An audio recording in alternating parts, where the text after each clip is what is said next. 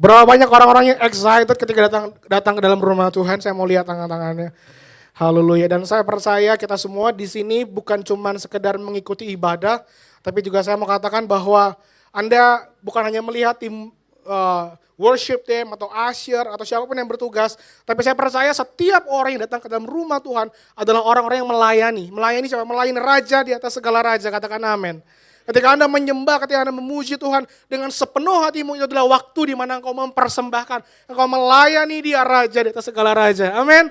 So saya berdoa dan saya terus mau mengencourage untuk jemaat di gereja ini bukanlah jemaat yang sekedar menikmati. Ya, kita bisa bilang, hari ini kurang nyaman, PW-nya kurang enak. No. Ini waktunya setiap umat Tuhan mempersembahkan. Katakan mempersembahkan. Haleluya.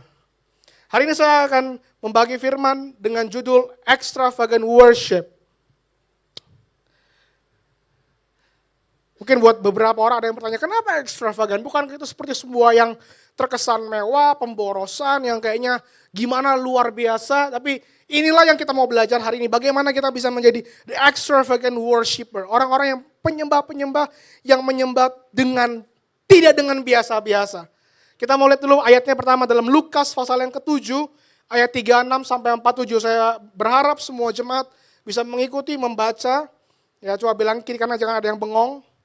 Karena itu adalah kesempatan iblis untuk mengambil setiap benih firman yang Anda harusnya dapatkan. Lukas 7 ayat 36 sampai 47. Saya akan bacakan, Anda bisa simak. Seorang Farisi mengundang Yesus untuk datang makan di rumahnya. Yesus datang ke rumah orang Farisi itu lalu duduk makan. Datang kemana Yesus? Rumah orang Farisi. Orang Farisi itu orang biasa-biasa atau punya posisi dalam rumah Tuhan? Punya posisi. Di kota ada seorang perempuan yang terkenal sebagai seorang berdosa. Jadi datang ke rumah orang yang dianggap suci mungkin ya, karena dia adalah orang posisi di rumah Tuhan. Datanglah siapa? Seorang perempuan yang terkenal berdosa. Artinya kalau terkenal artinya apa? Dia sering berbuat dosa dan orang tahu dosanya dia. Ya kalau kita mungkin kita masih ketutup, orang gak ada yang tahu. Tapi perempuan ini semua tahu dosanya dia. Ketika perempuan itu mendengar bahwa Yesus sedang makan di rumah orang Farisi itu, datanglah ia membawa sebuah buli-buli pualam berisi minyak wangi. Ayat 38, sambil menangis, ia pergi berdiri di belakang Yesus dekat kakinya, lalu membasahi kakinya itu dengan air matanya dan menyekanya dengan rambutnya. Kemudian ia mencium kakinya dan meminyakinya dengan minyak wangi. Anda bisa bayangkan kira-kira seperti apa gambarannya, nanti saya akan kasih lihat. Tapi kita baca dulu lanjut, ayat 39, ketika orang Farisi yang mengundang Yesus melihat hal itu, ia berkata dalam hatinya, ini tuan rumahnya bilang, jika ia nabi, itu Tuhan, Yesus, kalau dia nabi, tentu ia tahu nih siapa orang dan apakah orang perempuan yang menjamahnya ini. Tentu ia tahu bahwa dia adalah perempuan yang berdosa. Lalu Yesus berkata kepadanya, Simon, ada yang hendak kukatakan kepadamu. Saud Simon, katakanlah guru. Ada dua orang yang berhutang kepada seorang pelepas uang. Yang seorang berhutang berapa? 500 dinar dan yang lain 50. 10%-nya beda. Ya, karena mereka tidak sanggup membayar, maka ia menghapuskan hutang kedua orang itu. Baik yang 500 maupun yang 50. Siapakah di antara mereka yang terlebih mengasihi dia atau orang yang melepaskan uang ini, hutang ini? Jawab Simon, aku kira dia yang paling banyak dihapuskan hutangnya. Kata Yesus kepadanya, betul pendapatmu itu. Dan sambil berpaling kepada perempuan itu, ia berkata kepada Simon, engkau lihat perempuan ini, aku masuk ke rumahmu, namun kau tidak memberikan aku air untuk membasuh kakiku. Tetapi dia membasahi kakiku dengan air mata dan menyeka dengan rambutnya. Engkau tidak mencium aku, tetapi sejak aku masuk, ia tiada henti-hentinya mencium kakiku. Engkau tidak meminyaki kepalaku dengan minyak, tetapi ia meminyaki kakiku dengan minyak wangi. Sebab itu aku berkata kepadamu, dosanya yang banyak itu telah diampuni. Sebab ia telah banyak berbuat kasih. Tetapi orang yang sedikit diampuni, sedikit juga ia berbuat kasih. Saya mau kasih tunjuk gambarnya, mungkin bisa tunjukkan. Ini adalah gambar dari seorang perempuan yang meminyaki. Anda bisa lihat, begitu dengan rasa hormatnya dia meminyaki kaki Yesus. Bahkan Alkitab bilang dia menyeka atau lap kaki Yesus itu dengan apa? Dengan rambutnya. Saya percaya di sini ibu-ibu, perempuan-perempuan Anda akan sangat sayang dengan rambut Anda, betul? Betul?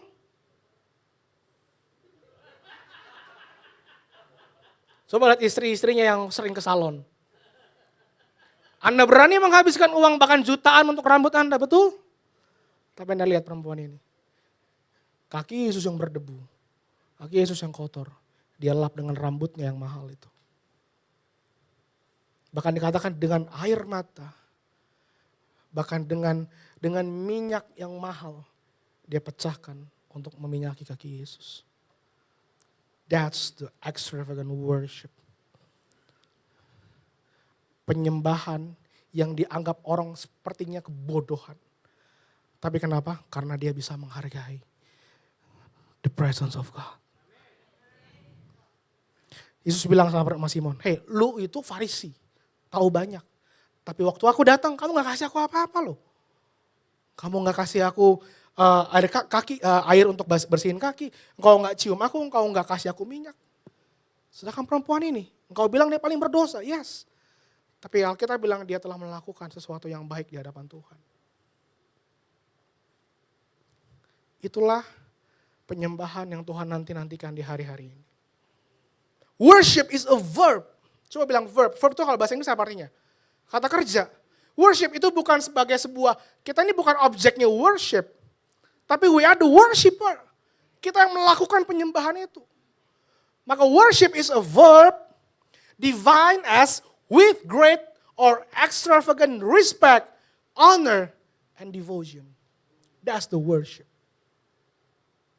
Yaitu sebuah penyembahan adalah dengan respect, dengan rasa hormat, dengan satu pengenalan, satu perenungan akan siapa dia, kebesarannya, and we worship him. Jadi bukan cuma sembarang nyanyi, kita angkat tangan, tapi kita nggak tahu apa yang kita lakukan. Dalam Webster Dictionary dikatakan ekstravagan itu artinya apa? Melampaui batas-batas akal sehat. Sangat atau terlalu rumit, menghabiskan lebih banyak dari yang dibutuhkan. Sebesar-besarnya, berlebih-lebihan, bahkan mungkin menurut orang ada sebuah pemborosan. That's the extravagant. Dan kebenarannya adalah kita harus mempersembahkan pujian dan penyembahan yang luar biasa. Katakan luar biasa. Kepada Bapa di surga. Kita seringkali menginginkan berkat yang luar biasa. Tapi pertanyaan saya, apakah Anda sudah mempersembahkan penyembahanmu yang luar biasa kepada Tuhan? Aduh pastor, kalau saya lagi bisnis kurang kayaknya gak mood gitu nyembah Tuhan gitu. Lagi kena utang, lilit utang kayaknya gak mood gitu. Saya mau katakan, Anda menyembah bukan karena utangmu. Anda menyembah bukan karena masalahmu. Anda menyembah karena siapa dia di sini. Amin. So, pengenalan dan pengertian akan pribadi Tuhan di tengah-tengah kita, that's the most important yang kita harus terus renungkan dalam hidup ini. Masalahnya ketika kita menyembah Tuhan, yang kita renungkan apa? Persoalan kita, masalah kita. Ya. Pastor Michael pernah bilang di konferensi yang lalu bahwa semakin berat beban yang kita rasakan waktu kita menyembah, semakin ringan hadirat Tuhan. Tapi semakin kita membuat ringan masalah yang kita bawa, maka beban hadirat Tuhan atau kekuatan hadirat Tuhan akan semakin berat bobotnya dalam hidup kita. Seringkali yang membuat kita sulit untuk masuk dalam hadirat Tuhan, itu karena kita merasa bahwa beban hidupnya terlalu lebih berat. Sehingga yang kita renungkan cuma kekesalan, kekecewaan, permasalahan, dan itu kita lakukan terus. Dan Anda berkata, kok saya nggak pernah ngalamin apa-apa dalam hadirat Tuhan. Saya nggak bilang Anda nggak boleh bawa masalah Anda dalam doa ya. Jangan salah konteks. Tapi yang saya maksudkan di sini adalah seberapa Anda bisa menghargai keberadaan Tuhan saat Anda datang. Bukan karena apa yang Anda mau istilahnya, ini Tuhan nih sampah-sampah kehidupan gue. Bukan. Seberapa Anda menghargai kebesarannya.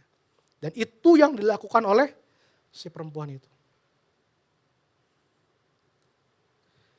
Dan berikutnya dalam Markus 14 ayat 3-7. Itu cerita tentang, jadi ada yang mengatakan ini sama dengan cerita perempuan yang tadi saya sudah bacakan, tapi ada juga bilang yang berbeda, tapi it's okay. Ya, kita tidak mempermasalahkan itu, tapi kita mau belajar. Dari Markus 14 ayat 3-7. Ketika Yesus berada di Betania, di rumah Simon, namanya sama juga soalnya. Di rumah Simon, tapi ini si kusta, bukan Farisi. Yang sedang duduk makan, datanglah seorang perempuan membawa suatu buli-buli pualam berisi minyak narwastu murni yang mahal harganya. Setelah dipecahkannya leher buli-buli itu, dicurahkannya minyak itu ke atas kepala Yesus. Ayat yang keempat yang menarik. Ada orang yang menjadi gusar dan berkata seorang kepada yang lain, untuk apa pemborosan minyak narwastu ini?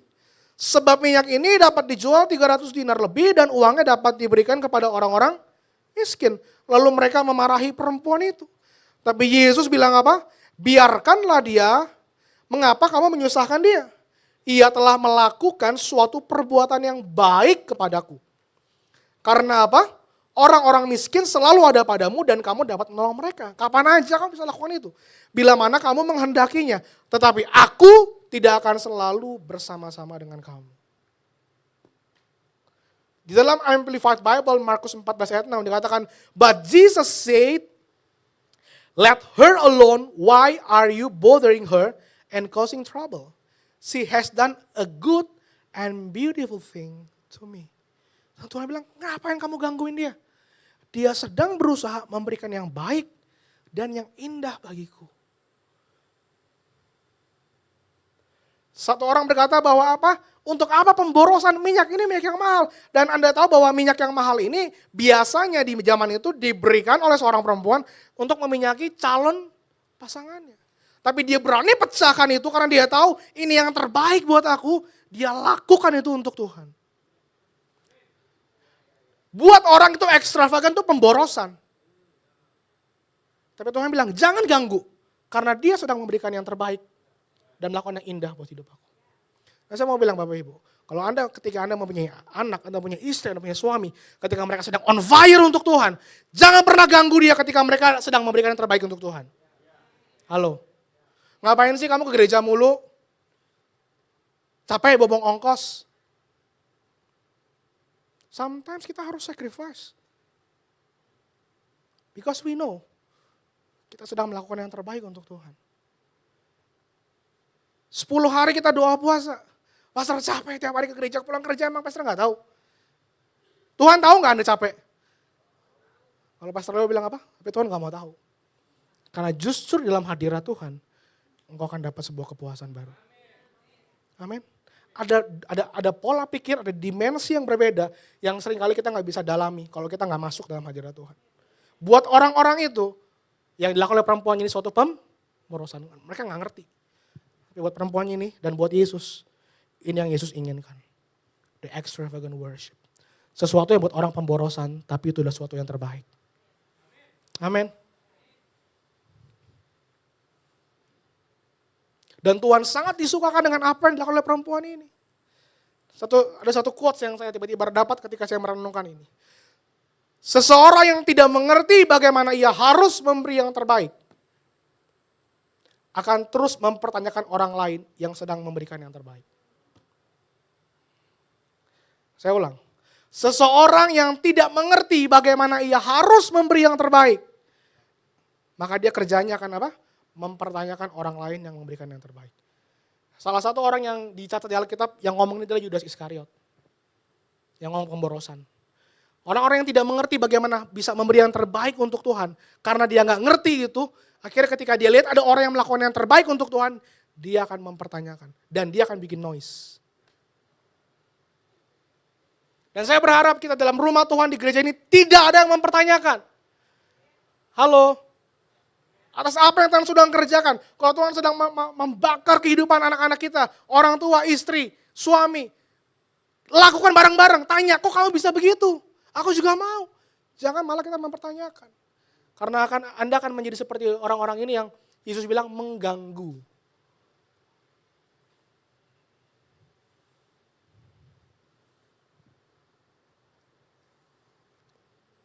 Sekarang kita lihat satu ayat lagi dalam Markus pasal yang ke-7.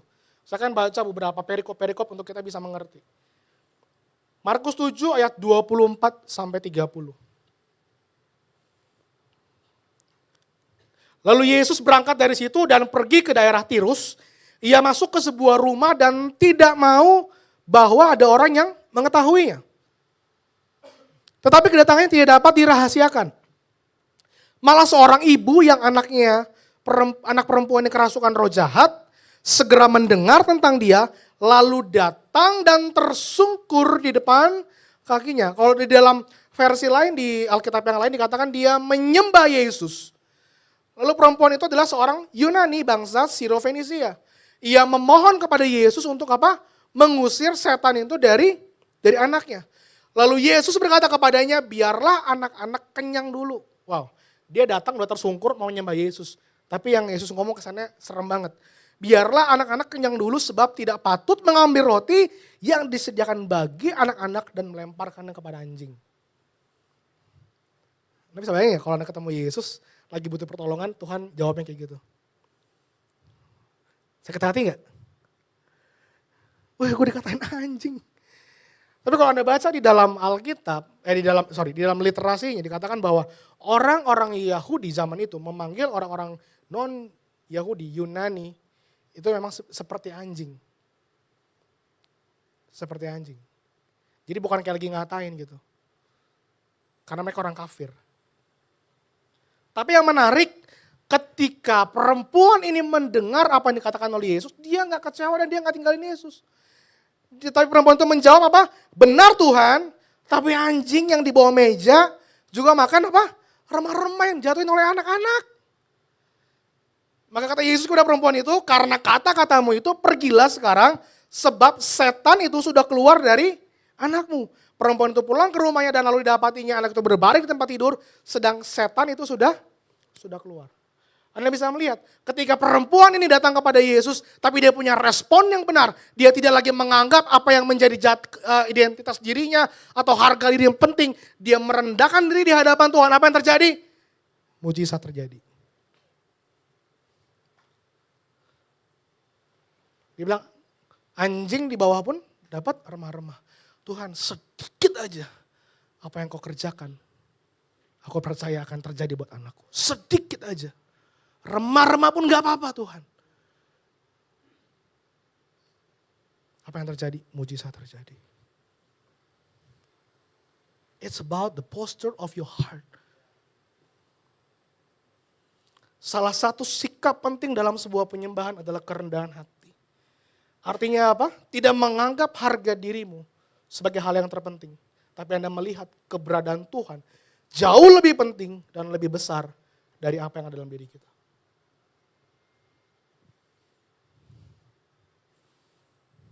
Ketika kita menyembah, aduh, kayaknya angkat tangan tuh it's not my style. Santai aja bro. Tuhan ngerti hati. Yes, Tuhan ngerti hati. Pertanyaannya apakah Anda mau memberikan yang terbaik? Pertanyaannya apakah Anda bisa? Bisa. Kenapa Anda gak mau? Karena kita menganggap diri kita lebih penting daripada keberadaan Tuhan. Kita sebagai orang Kristen sangat sering dengan sangat mudah bilang, ya Tuhan itu lebih dari segalanya, Tuhan itu penting. Tuhan itu luar biasa. Tapi ketika bicara soal kerat hati, enggak semua orang mau dikerat hatinya. Tapi ketika bicara soal kita melepaskan ego, melepaskan diri kita. Anda tahu enggak, cara mudah untuk pengampunan itu apa? Lepasin ego. That's it, selesai. Kenapa orang gak bisa mengampuni? Karena dia masih lihat dirinya sendiri. Gile, lu gak tahu siapa gue, gitu kan? Diri kita yang dilihat. Susah ngampunin makanya. Bener gak? Gila, anak buah gue kerjain, lu gak tahu hidup lu tuh bisa sukses gara-gara siapa? Gara-gara gue. Yang dilihat siapa? Kita. Padahal Anda cuma alatnya Tuhan buat dia sukses. Kalau Anda bisa melihat segala sesuatu di alam semesta ini under kontrolnya Tuhan, Anda gak akan pernah sombong. Even apa yang bisa Anda lakukan, Anda tahu cuma karena Tuhan yang mampuin.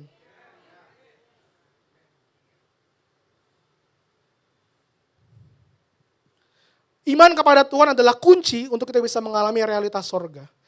Di minggu lalu Pastor Wiryo bilang di ibadah kedua ya, ingat ceritanya tentang ada apa? Uang 100.000 buat tuker cotat. Masih ingat ya? Saya kemarin lihat Instagramnya Cimonik, katanya beneran ada itu cotat katanya. Ada beneran namanya cotat gitu. 100.000 itu bisa beli cotat, beli coklat. Anaknya pertama gak ngerti kenapa, ini kan uang kertas, kenapa jadi coklat? Tapi uang kertas itu adalah alat tukar supaya dia bisa dapat apa? Bisa dapat coklat. Nah hal yang sama ketika kita punya iman, maka iman itu sebagai akses untuk kita bisa mengambil setiap berkat-berkat surga yang Tuhan sudah sediakan. Karena seringkali kenapa banyak orang-orang tidak hidup dalam berkatnya Tuhan, karena kita nggak tahu bagaimana mengaksesnya. Karena saya percaya setiap orang udah punya posnya masing-masing nih. Berkatnya Ko Asyung, berkatnya Cimonik, berkatnya Martin, semua udah ada posnya masing-masing. Tuhan udah sediakan, semua berkat surga telah tersedia kata Alkitab. Tapi kenapa belum jadi ke dalam alam natural? Karena kita nggak bisa akses. Bukan karena Tuhan tidak baik, karena Tuhan mau untuk kita press on. Karena ada yang namanya iman yang Tuhan percayakan sebagai alat tukar untuk kita bisa menarik turun apa yang Tuhan sudah sediakan. Nah, apa artinya beriman selain itu? Beriman juga berarti kita lebih percaya kepada keberadaan Tuhan jauh lebih daripada keberadaan diri kita. Masalah kita, bahkan kemustahilan yang kita hadapi. Saya ulang. Beriman berarti lebih percaya kepada keberadaan Tuhan, jauh lebih daripada keberadaan diri kita, masalah kita, bahkan kemustahilan yang kita hadapi. Seringkali ketika kita ketemu kemustahilan, yang kita lakukan ngapain? Ngomel. Kita agung-agungkan apa? Kemustahilan yang gak mungkin Tuhan. Masa iya sih saya sakit begini bisa sembuh? Masa iya sih orang tua saya bisa mengalami kemerdekaan keuangan? Masa iya sih saya bisa dapat pasangan? Dan seterusnya. Kita seringkali melihat bahwa masalah kita jauh lebih besar daripada kebesaran Tuhan. Dan kita bisa bilang, how great thou art. Bagaimana ceritanya? Kalau engkau bisa melihat kebesaran Tuhan, even hal yang mustahil dalam hidupmu, Tuhan sanggup untuk kerjakan. Engkau bisa melihat semua yang tidak mungkin itu adalah sesuatu yang kecil, tapi kebesaran Tuhan itu adalah hal yang terbesar. Amin. Dan itulah tindakan penyembahan. Saat kita beriman, kita percaya, itu pun sebuah tindakan penyembahan. Melihat pribadi Tuhan jauh lebih besar dan tunduk pada kebesaran itu. Dan saya percaya penyembahan yang luar biasa, dalam penyembahan yang luar biasa, maka mujizat dan perkara supranatural akan terjadi. Saya percaya Bapak Ibu, mungkin Anda belum sempat ditumpang tangan, belum sempat berdoain, ketika Anda menyembah Tuhan di ibadah, Anda akan mengalami mujizat, amin. Anda akan mengalami kelepasan, akan mengalami satu ketenangan, Anda akan mengalami ada terobosan-terobosan ilahi yang akan terjadi. Kenapa? Karena Anda bisa mengakses, Anda bisa mengalami hadirat Tuhan, dan Anda bisa menundukkan dirimu di bawah kebesaran Tuhan. Saya percaya dia Tuhan yang besar dan dia tidak mau hidup kita susah. Jadi kalau Anda pikir Tuhan mau kita susah, salah pikir. Cuma kenapa kita susah, kita bikin diri kita susah sendiri.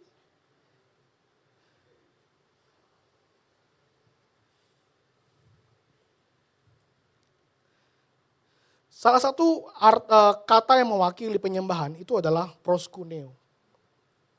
Proskuneo itu artinya apa? Mencium ke arah, mencium tangan, membungkuk.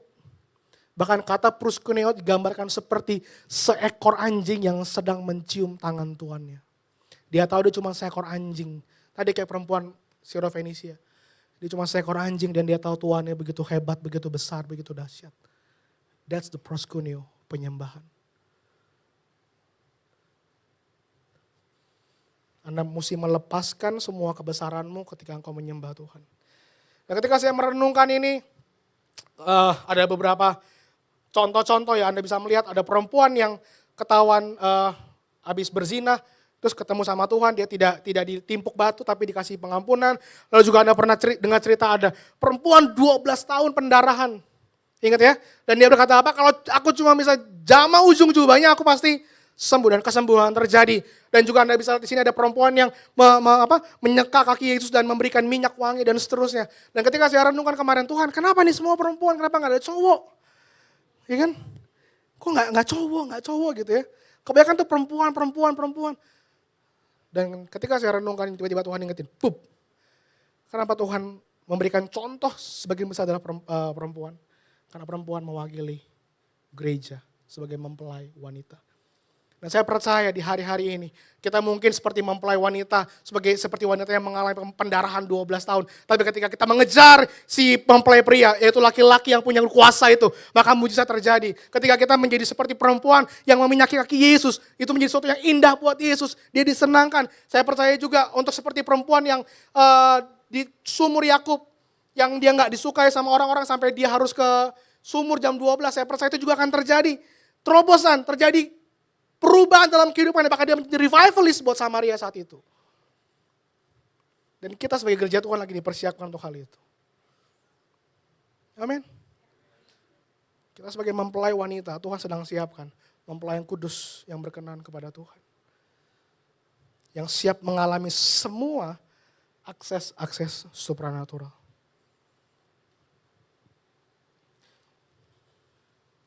Kekaguman akan Tuhan dan kerendahan hati adalah bagian penting dalam sebuah penyembahan.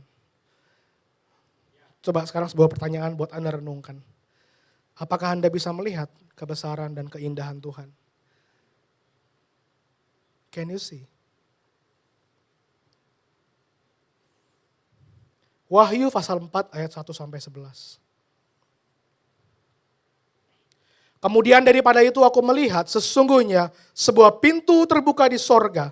Dan suara yang dahulu yang telah kudengar berkata kepadaku seperti bunyi sangkakala, katanya, naiklah kemari dan aku akan menunjukkan kepadamu apa yang harus terjadi sesudah ini.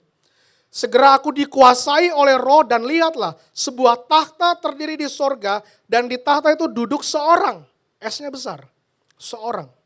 Dan dia yang duduk di tahta itu nampaknya bagaikan permata yaspis dan permata sardes. Dan suatu pelangi melingkungi tahta itu, gilang gemilang bagaikan zamrud rupanya.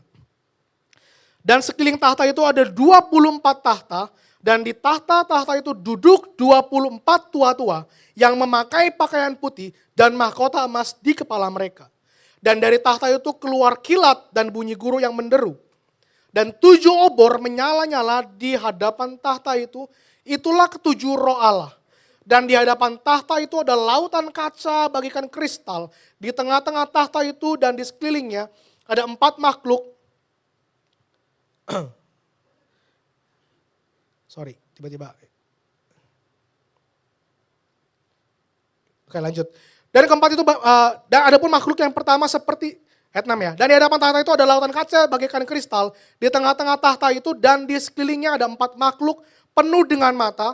Di sebelah muka dan di sebelah belakang. Adapun makhluk yang pertama sama seperti singa. Dan makhluk yang kedua sama seperti anak lembu. Dan makhluk yang ketiga mempunyai muka seperti muka manusia. Dan makhluk yang keempat sama seperti burung nasar yang sedang terbang. Dan keempat makhluk itu masing-masing bersayap 6. Sekelilingnya dan di sebelah dalamnya penuh dengan mata. Dan dengan tidak berhenti-hentinya apa? Mereka berseru siang dan malam, kudus, kuduslah Tuhan Allah yang maha kuasa, yang sudah ada dan yang akan datang. Dan setiap kali makhluk-makhluk itu mempersembahkan puji-pujian dan hormat dan ucapan syukur kepada Dia yang duduk di atas tahta itu, yang hidup sampai selama-lamanya. Maka apa Bapak Ibu? Maka tersungkurlah ke-24 tua-tua di hadapan Dia yang duduk di atas tahta itu. Dan mereka menyembah Dia yang hidup sampai selama-lamanya. Dan mereka melemparkan mahkotanya di hadapan tahta itu sambil berkata, ya Tuhan dan Allah kami, Engkau layak menerima puji-pujian dan hormat dan kuasa. Sebab Engkau telah menciptakan segala sesuatu dan oleh karena kehendak-Mu semuanya itu ada dan diciptakan. Anda bisa melihat di sini, ketika Yohanes mendapat sebuah penglihatan, dia melihat seperti tahta dan di situ ada pribadi Tuhan yang begitu mulia, begitu dahsyat, begitu berkilau. Dan ada tua-tua, ada makhluk-makhluk lain juga ada yang bersama dengan di sekeliling tahta itu. Dan yang menarik adalah mereka bersama-sama tidak pernah berhenti. Bilang, tidak berhenti. Mereka berseru berkata apa? Kudus, kuduslah Tuhan Allah yang maha kuasa. Maka ayat 10 dikatakan, maka tersungkurlah ke-24 tua-tua. Dan mereka melemparkan apa? Mahkota mereka. Mereka melemparkan apa yang menjadi kebesaran mereka, karena mereka melihat pribadi yang besar. Karena mereka bisa melihat keagungan, kekudusan Tuhan. Mereka bilang, ini gak ada artinya. Aku persembahkan, aku lempar ini di hadapan Sang Raja. Saya gak tahu apa menjadi mahkota hidupmu. Mungkin pelayananmu sudah puluhan tahun. Mungkin kemampuanmu dalam mengelola bisnis sudah luar biasa. Mungkin kau jadi orang yang begitu banyak diandalkan luar biasa. Tapi saya mau bilang, ketika engkau datang dalam hadirat Tuhan, engkau harus lepaskan semuanya itu. Kau persembahkan itu di hadirat Sang Raja. Amin. Tidak ada satupun yang bisa kita pegang.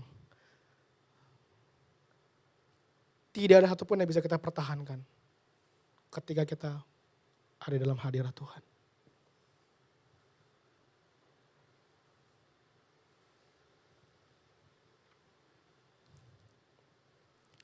If our worship is spiritual and truthful, we will search our souls and appraise the value we place and His love for us. What can we bring to the altar that represents such extravagance? Jika penyembahan kita adalah dalam roh dan kebenaran, maka kita akan mulai memuji kita dengan jiwa kita. Kita memberikan nilai atas kebesarannya, atas kasihnya untuk kita. Pertanyaannya adalah, apa yang kita bawa untuk mempersembahkan sesuatu yang luar biasa kepada hadirat Tuhan?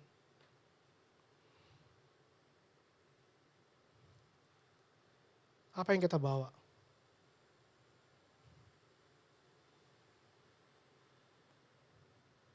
Dua Tawarik 5 ayat 12 sampai 14. Ini enggak ada di dalam slide, tambahan aja, Anda bisa buka di Alkitab masing-masing. 2 Tawarik 5 ayat 12 sampai 14. Demikian pula para penyanyi, orang Lewi, semuanya hadir, yakni Asaf, Heman, Yedutun, beserta anak-anak dan saudara-saudaranya.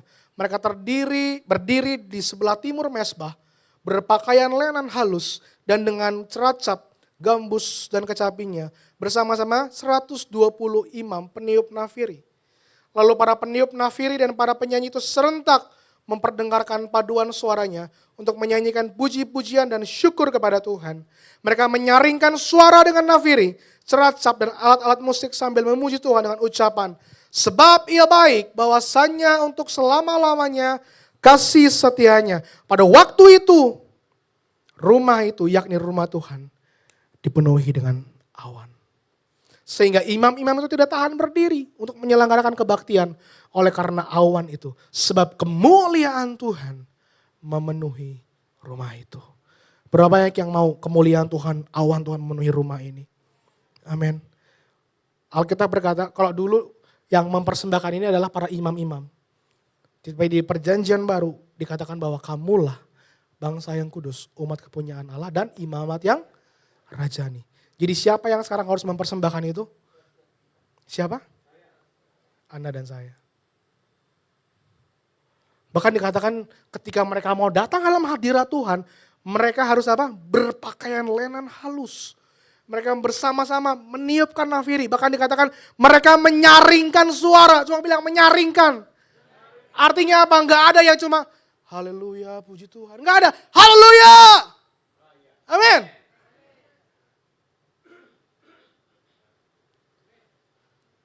Itu namanya all out buat Tuhan. Saya bingung kadang-kadang. Ada orang kalau ikut konser bisa all out. Apalagi yang Korea-Korea gitu kan. Wah sampai suaranya habis. Besokannya selesai konser sampai gereja diem. Beda gitu. Dua orang yang berbeda kesannya, padahal orangnya sama. Kenapa bisa begitu?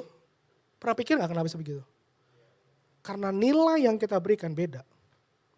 Anda memberi nilai lebih kepada artis-artis yang Anda dengar. Tapi Anda gak punya nilai lebih untuk keberadaan Tuhan. Saya suka bingung sih kalau misalnya orang Kristen. Kita selalu ya masih berpikirnya gini. Wah gue ke gereja mau nyembah Tuhan. Cuma supaya WL-nya senang deh. Supaya wah pastor senang nih. Anda masih melihat manusia di dalamnya. Pernah gak waktu Anda mau ke gereja Anda pikir nih. Aku mau ketemu raja di atas segala raja. I want to aku mau mempersembahkan sesuatu untuk Tuhan. Even you prepare your heart sebelum ke gereja. Seringkali kita dengan ngantuk ke gereja. Habis begadang nonton film, besokannya ke gereja ngantuk-ngantuk. Pulang ke gereja dapat apa enggak? Enggak dapat apa-apa. Boro-boro mau melayani Tuhan, mau melayani Raja. Anda aja enggak dapat apa-apa. Apakah kita sudah menjadikan sesuatu yang sangat penting, sangat dengan prioritas waktu kita mau ke gereja? Atau yang penting absen aja, kan sekarang ada apps nih. Kalau gua nggak datang nggak absen, ntar tanyain lagi. Nggak gitu Bapak Ibu. Saya kemarin lagi di jalan, saya suka ngerenung gitu ya. Kenapa banyak orang suka pindah-pindah gereja? Satu hal yang saya dapetin, kenapa orang suka pindah-pindah gereja? Karena mereka tidak pernah bisa melihat keberadaan Tuhan dalam rumah. Yang mereka lihat adalah keberadaan orang, lebih penting daripada Tuhan. Makanya kecewa dikit cabut, bener gak? Yang jadi korban siapa? Tuhan.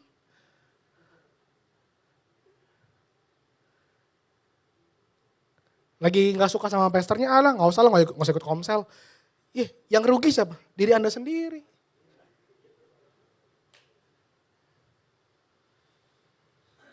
It's about heart. It's the matter of heart. Jangan pernah kecewa, kepahitan, sesuatu yang mengganjal dalam diri kita, menjadi sebuah alasan untuk kita meninggalkan apa yang Tuhan mau untuk kita kerjakan.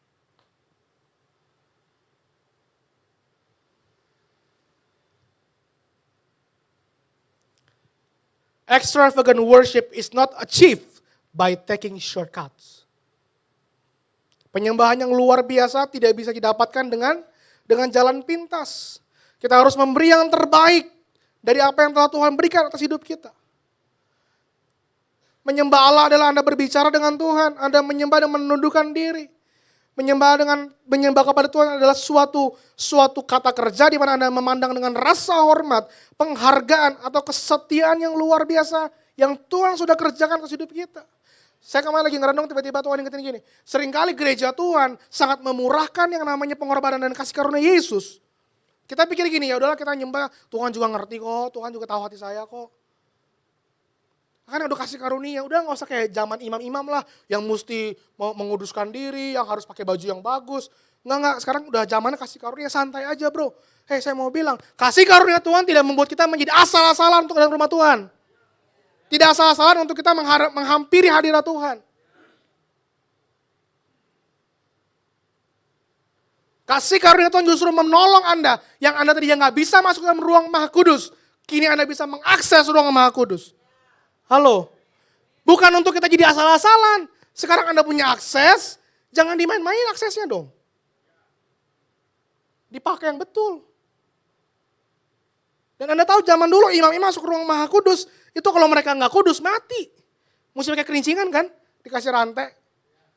Kalau udah nggak bunyi ditarik. Bisa bayangin ya kalau kita zaman sekarang nih, jadi imam zaman dulu mati semua kita mungkin.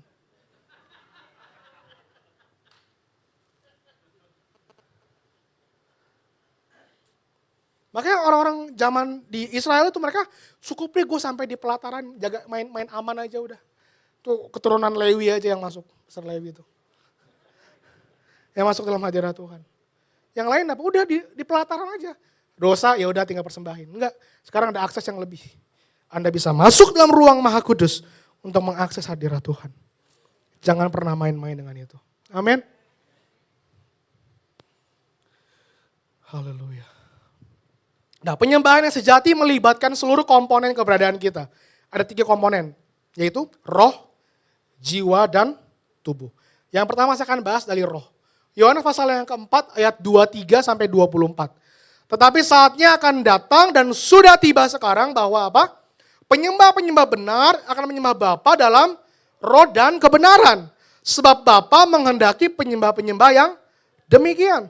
Allah itu roh dan barang siapa menyembah dia harus menyembahnya dalam roh dan kebenaran. Jadi penyembahan sejati terjadi saat roh kita terhubung dengan roh Allah. Dan penyembah sejati adalah orang-orang yang terus memiliki koneksi dengan roh Allah. Tadi pagi juga saya sempat share, saya pernah beberapa kali punya pengalaman ketika saya lagi di jalan, lagi naik motor, lagi bawa mobil, tiba-tiba Tuhan bisa hit saya dengan hadirat Tuhan dan saya bisa nangis. Pernah kali saya lagi mau pergi ke kuliah, aku tuh mau pergi ke kampus, dekat sini ya, lagi di pinggir tol. Tiba-tiba saya lagi jalan di motor, saya I feel the presence of God, saya tutup helm saya pakai yang full face gitu kan. And then ada lagu mengalir dari hati saya. You are awesome in this place, mighty God.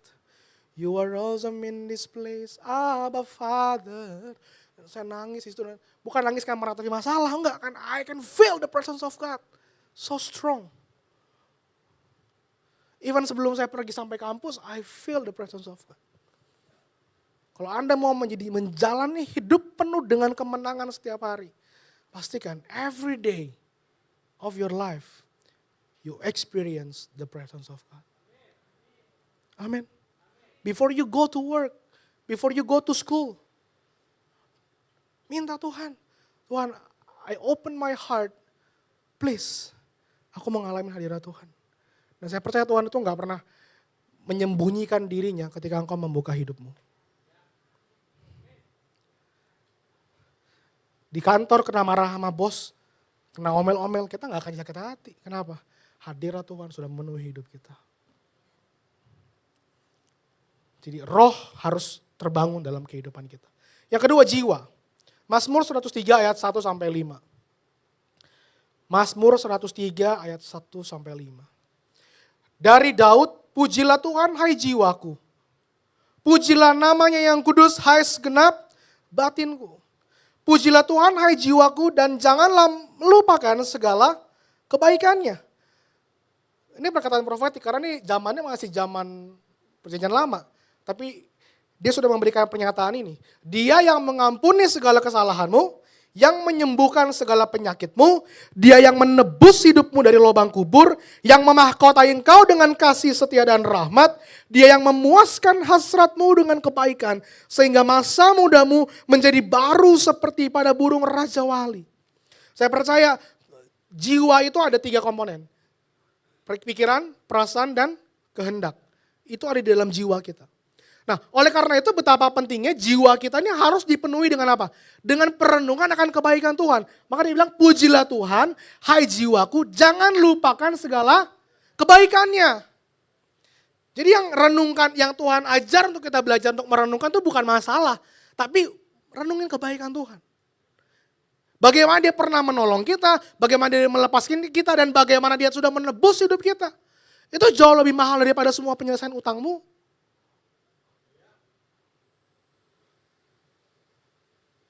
Tebus hidupmu, itu lebih mahal daripada tebus utangmu yang ada di dunia ini. Dan masalahnya dan kabar baiknya, Tuhan sanggup tolong kita. Dia sudah mengampuni kesalahanmu. Dia sudah menebus engkau. Bahkan Alkitab bilang, dari lubang kubur harusnya kita mati. Tapi dia bangkitkan. Untuk kita bisa apa? Mengalami hidup yang menang. Kuncinya, Anda harus bangun jiwamu. Perkatakan terus firman. Makanya kenapa Alkitab bilang iman timbul dari pendengaran dan pendengaran akan firman. Jadi harus muter. Jadi kalau baca Alkitab, kalau lagi sendiri ya usahakan untuk bersuara, perkatakan. Kalau lagi berdoa di gereja atau di rumah sendiri, ngomong, Tuhan aku percaya, aku deklarasikan kemenangan terjadi bagi hidupku. Saya punya pengalaman Bapak Ibu. Saya belum pernah share ini. Saya dulu, saya hampir gak bisa kuliah dulu. Ya, karena keterbatasan ekonomi. Tapi saya ingat banget waktu saya kelas 3 SMA. Kan 3 SMA besoknya udah mau kuliah kan tahun depannya. Saya dengar satu firman di radio, radio rohani. Dan dia sedang bawa firman tentang bagaimana dia adalah Bapa yang baik kalau kita minta roti dia gak kasih ular dan seterusnya. Ya. Waktu saya dengar itu tuh menjadi sebuah rema dalam hati saya. Dan saya ingat banget saya declare malam itu. 1 tahun sebelum saya lulus. Saya bilang gini, Tuhan saya percaya engkau Bapa yang baik, engkau gak pernah meninggalkan saya. Hidup saya sampai hari ini hanya karena pertolongan Tuhan. Dan saya percaya Tuhan gak akan mempermalukan saya akan kuliah tahun depan. Dalam nama Yesus. Apa yang terjadi Bapak Ibu? Bulan Agustus di tahun yang berikutnya. Saya dapat berkat. Ada orang sponsor dan saya kuliah.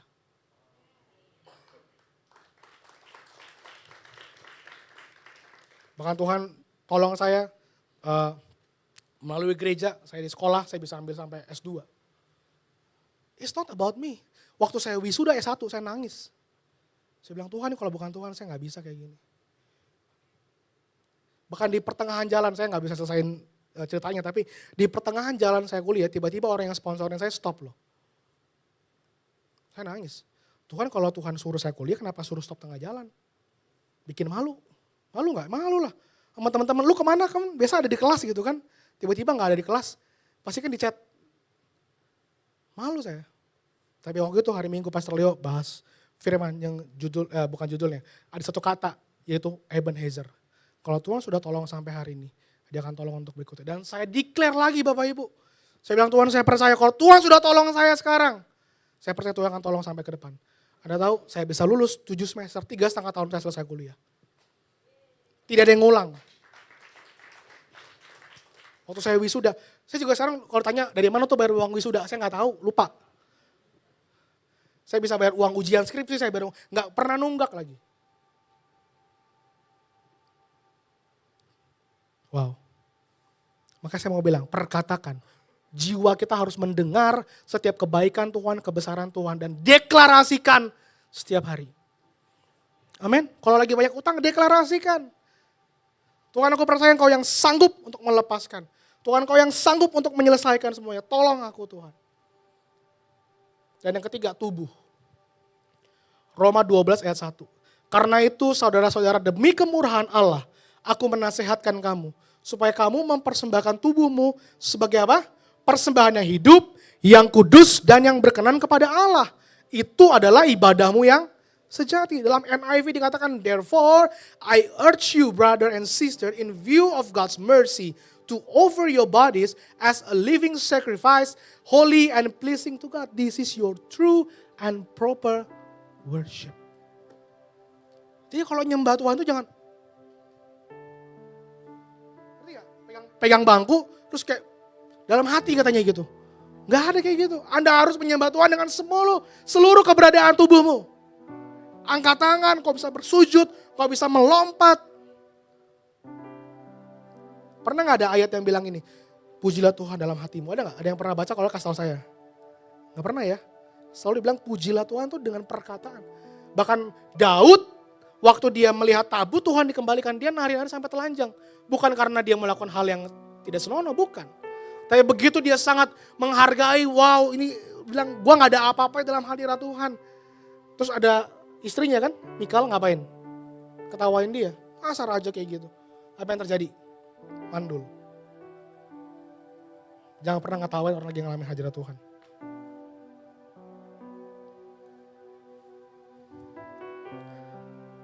Alkitab tidak pernah mengajarkan untuk menyembah dan memuji Tuhan dalam hati. Tapi kita harus ekspresikan penyembahan kita kepada Tuhan. Yang terakhir, apa yang membuat kita atau menghalangi kita bisa punya extravagant worship? Yang pertama, kita tidak menyadari bahwa Tuhan telah membayar lunas semua dosa dan kesalahan kita. Lukas 7 ayat 47 dibilang kayak gini. Sebab itu aku berkata kepadamu, dosanya yang banyak itu telah diampuni. Sebab ia telah berbuat banyak kasih. Tapi orang yang sedikit diampuni, sedikit juga ia berbuat kasih. Artinya apa? Ketika kita punya self-righteousness, kita punya kebenaran diri sendiri. Gue dari kecil gak pernah yang aneh-aneh, hidup gue bagus-bagus aja. Anda tahu gak? Anda punya yang namanya sinful nature. Kita tuh punya satu dosa yang turun-temurun. Sebenarnya kalau kita gak ditebus oleh darah Yesus, habis kita semua. Can we see? Kita bisa lihat itu enggak? Atau kita merasa diri kita benar. Aku udah melayani Tuhan kok. Aku udah seperti Simon itu tadi. Yesus makanya bilang sama Simon kan, aku datang kamu gak ngapa-ngapain lah buat aku.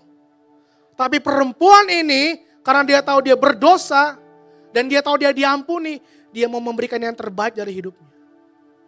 Karena dia tahu gue udah habis. Cuma gara-gara nih orang gue diselamatkan. Kalau tanpa Tuhan, kita semua udah gak ada apa-apanya Bapak Ibu. So karena justru kebesaran Tuhan itu ada dalam diri kita. Kita harus punya namanya extravagant worship. Karena kalau tanpa Tuhan, kita udah gak ada apa-apanya. Apa yang paling mahal buat hidupmu? persembahkan untuk Tuhan. Bahkan mungkin pride-mu, aduh Pak, saya nggak biasa nyembah Tuhan dengan ekspresif, saya malu. Itu kan pride kita kan. Coba lepasin deh. Benar-benar kasih yang terbaik. Mau orang ketawain kita, udah gak usah peduli. Dan by the way gak ada yang mau ketawain juga, bener gak? Kadang-kadang tuh pikiran kita doang tuh suka aneh-aneh. Siapa yang mau ketawain? Ya lu doa-doa aja menyembah, mau berlutut. That's it. Just do it. Dan itu juga adalah hubungan Anda dengan Tuhan. Yang kedua, merasa kenyamanan kita masih lebih penting daripada hadirat Tuhan. Gak nyaman nyembah yang aneh-aneh. Lagi di mobil bisa berbahasa roh. Saya selalu pakai kesempatan kalau lagi di mobil sendirian gitu kan ya. Gak ada orang, bahasa roh. Pray in the spirit. Perkatakan terus. Jadi jangan ikutin kenyamanan kita. Yang ketiga, kita tidak melihat keberadaan Yesus sebagai pribadi yang berharga. Kita akan sulit untuk memberi yang terbaik kepada pribadi yang tidak kita anggap penting. Saya percaya kalau kita dibilang ini minggu depan Presiden Jokowi mau ikut ibadah kita siapin yang bagus ya. Kasih karpet merah mungkin, semuanya kita bikin baik, wangi, bersih. Nggak ada sedikit pun kotoran. Kita panggil mungkin ada orang yang bisa membersihkannya dengan excellent, dengan maksimal. Kenapa? Karena ada pribadi yang kita anggap penting, hormat, mau datang ke sini. Tapi kalau yang datang tukang listrik, Anda perlu kayak gitu nggak? Oh ya Mas, silakan Mas, asalnya di depan, lihat aja tuh meterannya gitu. Nggak pernah kan, oke Mas, silakan selamat datang di rumah saya gitu. Pernah nggak begitu? Nggak ada, dia juga bingung kali, ini ngapain gue diginiin. Dari situ Anda bisa melihat gak? Jangan sampai kita memperlakukan Tuhan seperti tukang listrik. Kalau kita bilang dia adalah raja, bahkan dia lebih hebat dari presiden kita. Lebih hebat dari siapapun yang kita kagumi di dunia ini. Kenapa kita masih buat asal-asalan dalam hidup kita untuk menyembah Tuhan? Untuk kita melayani Tuhan.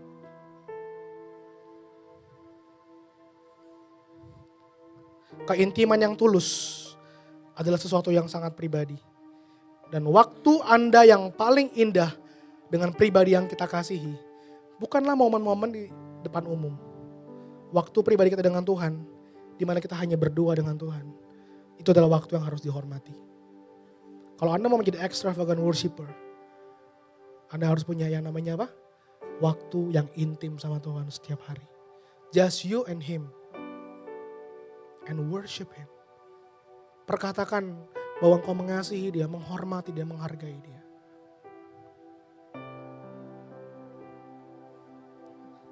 Kenapa? Karena poin yang keempat. Kenapa orang tidak bisa punya penyembahan yang luar biasa? Karena tidak kenal sama pribadi Allah itu sendiri. Karena kita gak kenal, maka kita gak sayang. Kenapa kita bisa sayang pasangan kita sayang sama anak-anak kita? Karena kita kenal mereka. Kalau Anda mengasihi Tuhan, sayang sama Tuhan, saya percaya Anda akan prioritaskan waktu yang terbaik untuk Anda bisa mengalami Tuhan. Siapa yang mau menjadi penyembah-penyembah yang luar biasa? Haleluya. Saya percaya kalau kita semua mempraktekkan ini, maka awan kemuliaan Tuhan akan memenuhi rumah ini semakin pekat. Seperti tadi dikatakan di dalam kitab Tawari. Ketika imam-imam mempersembahkan itu, maka awan kemuliaan Tuhan memenuhi. Bahkan sampai gak ada yang tahan berdiri. Semua mereka mengalami hadirat Tuhan. Mari kita berdiri dalam hadirat Tuhan. Saya ngajak kita untuk berdoa, kita menyembah Tuhan.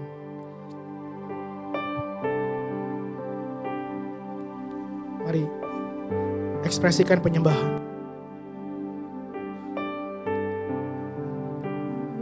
Akui kebesarannya, hargai keberadaannya, kenali siapa Dia. Bukan hanya kata orang, tapi it's your personal experience dengan Tuhan itu sendiri. Seperti kitab Wahyu berkata, tua-tua itu melemparkan mahkota. Dan mereka menyembah, memuji. Dan mereka kata, kudus, kuduslah Tuhan. Kudus, kuduslah Tuhan. Holy, you are holy. Holy, you are holy. Engkau yang bertahta. Haleluya. Yes, Lord. You are worthy of it all. Amen. You are worthy of it all. Amen. For from you are all things, and to you are all things. You deserve the glory. You are worthy of it all. You are worthy of it all. Oh, you are worthy of it all. Amen. For from you are all things, and to you are all things. You deserve the glory. Katakan all the saints and angels. And all the saints and angels bow before your throne. All the elders cast their crowns before the Lamb of God and sing. All the saints. And all the saints and angels they bow before your throne. And all the elders cast their crowns before the Lamb of God and sing, you are worthy of it all. Amen. You are worthy of it all. You are worthy of it all.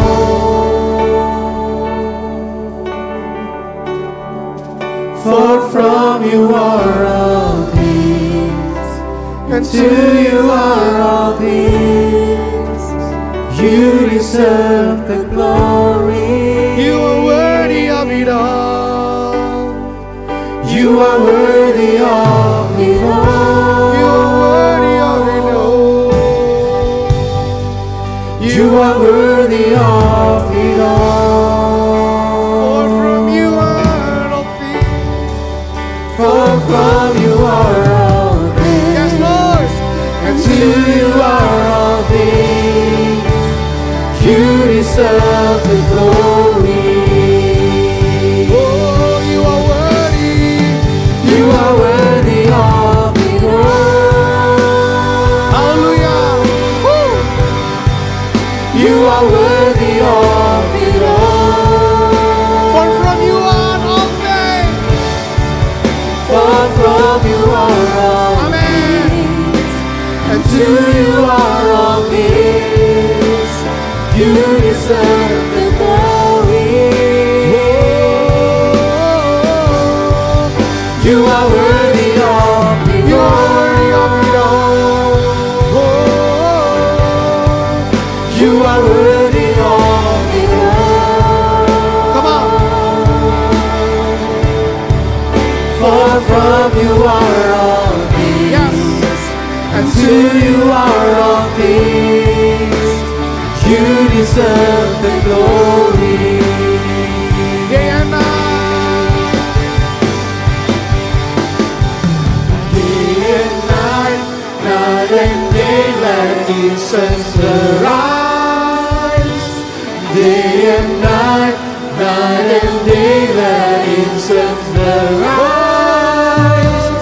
Day and night, night and day, let incense arise. Day and night. Day and night, night and day. Day and night. Day and night. night and day let incense arise. Day and night and day let incense arise. Day and night and day let incense arise. Mari angkat tanganmu di hadirat Tuhan. Katakan you are worthy. You are worthy of it all. You are worthy of it all. You are worthy of it all. For from you are all things, and to you are all things. You deserve the glory. You are worthy of it all. You are worthy of it all. You are worthy of it all. You are worthy of it all. For from you are all things, and to you are all things. You deserve the glory. Sama-sama katakan I exalt thee. And I exalt thee. I exalt. I exalt thee. And I exalt thee.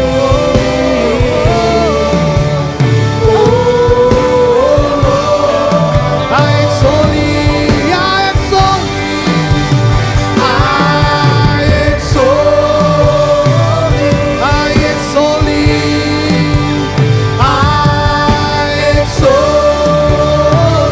And I exalt thee. I exalt thee. Yes, Lord. Come on, lebih lagi. I exalt thee. Woo! And I exalt thee. I exalt thee. I exalt. I exalt thee. I exalt thee. Oh Lord. I exalt thee. I exalt thee. And I exalt thee. Come on. I exalt. Kami sembah Kau Tuhan. And I exalt thee. Oh, Jemaat Tuhan katakan I exalt thee. and I exalt thee. I exalt thee. Exalt thee. I exalt thee. Yes, Lord. Oh,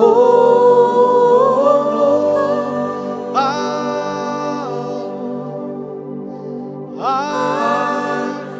exalt thee. exalt thee. I exalt Kau ditinggikan dalam rumah ini Tuhan. Kau dibesarkan.